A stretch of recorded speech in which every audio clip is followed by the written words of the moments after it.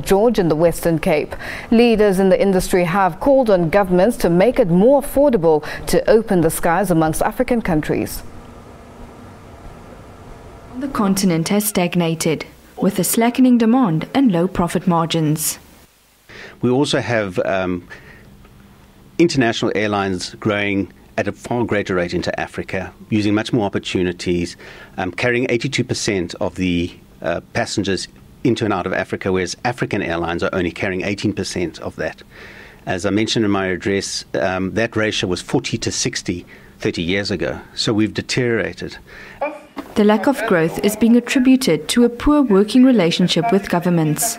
Air freight taxes and charges are much higher in Africa than the global average. Aviation is a big pillar in economic growth, and it should be realized by governments instead of penalizing the airlines and passengers with taxes, to liberalize it and allow them to travel freely.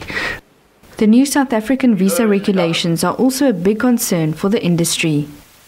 Tourism is suffering. I think the numbers are starting to show around about 10% on average decline in tourism.